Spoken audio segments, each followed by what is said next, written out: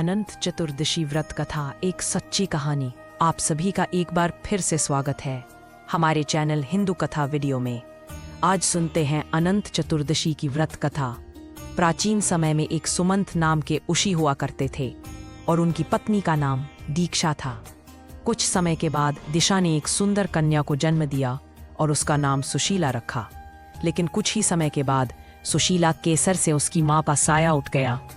अभिषेक को अपने बच्चे के लालन पालन की चिंता होने लगी तो उन्होंने दूसरा विवाह करने का निर्णय किया। उनकी दूसरी पत्नी का नाम कर्कसा था। वह अपने नाम की तरह ही स्वभाव से भी कर्कश थी।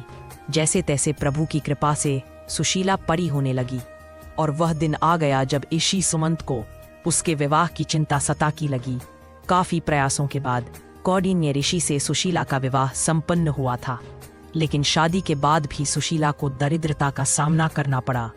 उन्हें जंगलों में भटकना पड़ा। एक दिन उन्होंने देखा कि कुछ लोग अनंत भगवान की पूजा कर रहे हैं और हाथ में अनंत रक्षा सूत्र बांध रहे हैं। सुशीला ने उन लोगों से अनंत भगवान के व्रत की महत्व को जानकर पूजा की विधि विधान पूछा और उसका पालन करते हुए अनंत रक्षा सूत्र अपनी कलाई पर बांध दिया।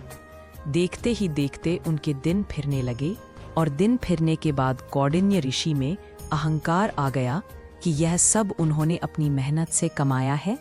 और अगले वर्ष अनंत चतुर्दशी के दिन सुशीला अनंत भगवान का धन्यवाद करने के लिए उनकी पूजा रत्नाकर के रक्षा सूत्र अपने हाथ पर बांधकर घर लौटती है तो घर पहुंचकर उसके पति कौंडिन्य ऋषि ने उस अनंत रक्षा सूत्र के बारे में पूछा। सुशीला ने खुशी खुशी बताया कि अनंत भगवान की आराधना का यह रक्षा सूत्र है और इसके बाद ही हमारी बिन फिर गए हैं। इस पर कौंडिन्य ऋषि ने खुद को अपमानित महसूस किया।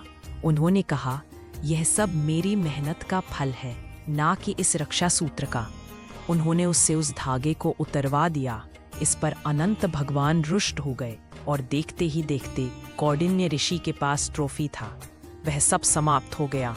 और इसके बाद एक विद्वान ऋषि ने कौंडिन्य ऋषि को उनके किए का एहसास दिलाया और उसके बाद पश्चाताप करने को कहा। लगातार 14 वर्षों तक अनंत चतुर्दशी का उपवास रखने के बाद उन्होंने भगवान श्री हरि को प्रसन्न किया और फिर से कौंडिन्य ऋषि और सुशीला सुखपूर्वक रहने लगे। तो ये थी अनंत चतुर्दशी की व्रत कथा।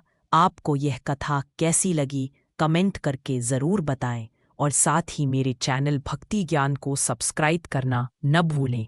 धन्यवाद है।